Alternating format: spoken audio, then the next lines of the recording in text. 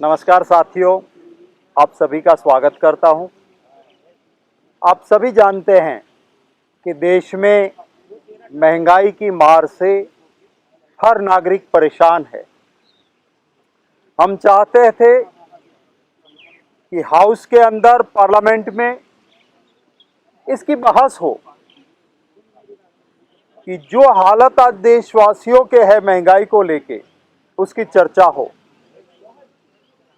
हमारे नेता खड़गे जी ने और कई लाइक माइंडेड पार्टीज के नेताओं ने, लोकसभा में भी हमारे नेता ने और लाइक माइंडेड पार्टीज के नेताओं ने 267 के तहत नोटिस दिया था, क्योंकि पार्लियामेंट वो बहस करने का प्लेटफॉर्म है। आवाम के महत्व के मुद्दों की चर्चा होनी चाहिए।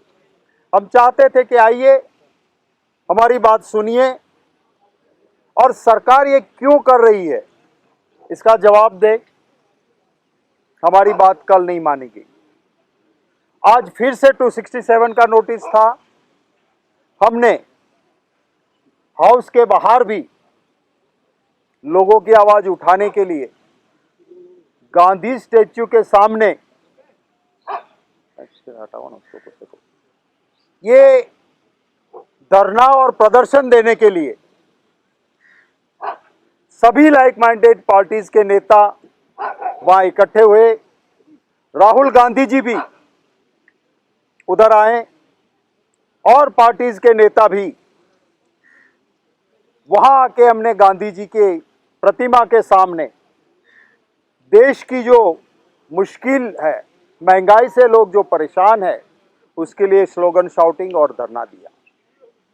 हम मानते थे कि कम से कम आज हाउस के अंदर जब हम जाएंगे तो यहां चर्चा का मौका दिया जाएगा। आप सभी ने देखा है, इस देश ने देखा है कि कांग्रेस की अगुवाई वाली यूपीए सरकार थी और सरकारें जब जब भी रही, ऑपोजिशन मांग करती थी, कभी कभी इतना इंपॉर्टेंट इश्यू नहीं भी होता था, फिर भी कांग्रेस पार्टी ने बाकी काम को रोक के उन मुद्दों पे चर्चा दी थी। आज हम जब ये मांग कर रहे हैं, हमें चर्चा नहीं दी जाती है और सिर्फ सरकार का मनमानी वाला काम हो, तो ऐसे तो पार्लियामेंट नहीं चलती है।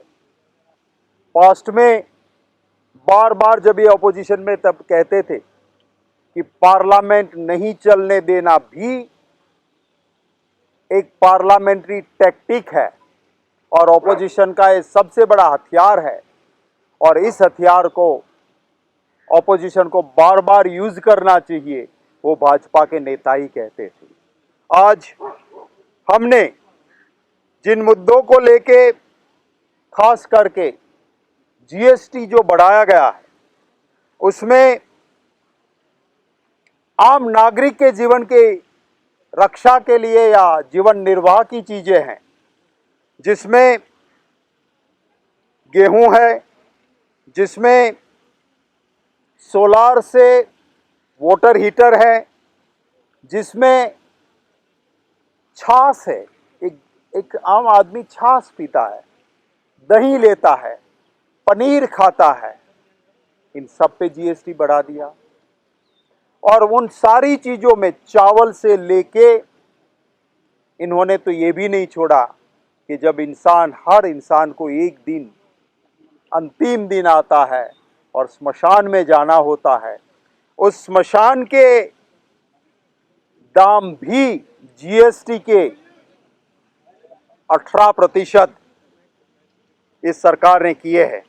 मैं आपको कहना चाहता हूं कि कर्ड, लस्सी, बटर मिल्क, पनीर, इसके ऊपर 0% जीएसटी था।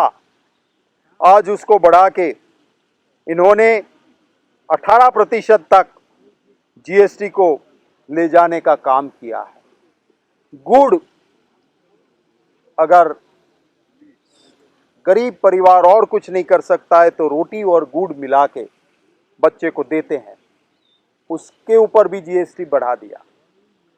तो ये देश को लूट के, देश की जनता को अपने चहीते लोगों को मालामाल करना चाहते हैं। कोई मिडिल क्लास परिवार या आम नागरिक खाने में चमचे यूज करते हैं, भाजपा के चमचों को तो ये मालामाल करते हैं, पर आम आदमी अगर चमचा भी यूज करते तो उसके ऊपर भी जीएसटी बढ़ा दिया। ये भाजपा ने पहले पेट्रोल, डीजल और गैस, इसके दाम आसमान छू रहे थे। महंगाई का रेट 7% से ऊपर रहा है।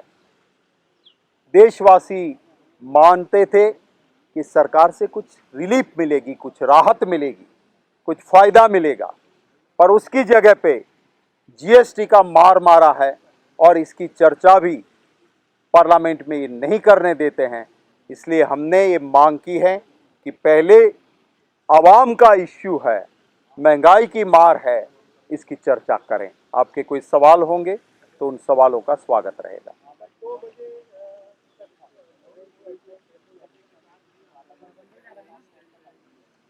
देखिए, सभी लाइक माइंडेड पार्टीज चाहती है कि जो महत्व का इश्यू है महंगाई की मार वाला, उस पर चर्चा होनी चाहिए, और ये हम चाहते हैं।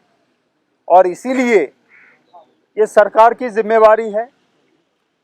बार बार जब बीजेपी पावर में थी तब कहती थी कि हाउस चलाना इस सरकार की जिम्मेवारी है, ऑपोजिशन की नहीं। और उस वक्त की सरकार ऑपोजिशन की मांग मान लेती थी और हाउस चलता था। मैं उम्मीद करता हूं कि हमारी उन परंपरा को कायम रखा जाए, हमारी मांग को स्वीकार करें। प्रधानमंत्री जी दुनिया भर में बहुत घूमते रहते हैं, तो आए हाउस में बैठे, पार्लियामेंट में हमारी बातों को, हमारे जनता के मुद्दों को सुने और उनकी क्या वजह है कि लोगों को रिलीफ, राहत देने की बजाय जीएसटी का एक और मार मारा है, उसका खुलासा करें। इससे अलग था। आप बताइए सर, अग्निपथ योजना में सुप्रीम कोर्ट ने आज हियरिंग की, वहां पे भी उन्होंने मना कर दिया है। देखिए, मैं कुछ सुप्रीम कोर्ट पे टिप्पणी करना नहीं चाहता हूं, पर ये जरूर कहता हूं कि बहुत ही खिलवाड़ राष्ट्र की सुरक्षा और युवाओं के भविष्य के साथ अग्निपथ के नाम पे हो रहा है। आप सोचिए, आप समझिए कि इस देश में आप 3.5 साल की ठेके की नौकरी और 6 महीने की ट्रेनिंग, उसके बाद कोई पेंशन नहीं, हेल्थ की कोई सुविधा नहीं, ना रैंक बढ़ेगी, ना कोई फायदा मिलेगा। ये युवाओं का शोषण है। और 75 वहां से ठेके की नौकरी करने के बाद हर 4 साल में बाहर निकल जाएंगे, वो 75%।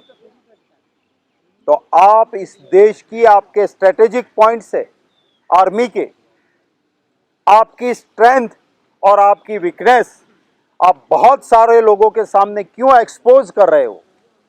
और जिसको आप परमानेंट नौकरी नहीं दोगे वो फ्रस्ट्रेट होके निकलेगा। अगर परमानेंट नौकरी होगी, वो देश के लिए जान देने के लिए भी, जान कुर्बान करने के लिए तैयार रहेगा।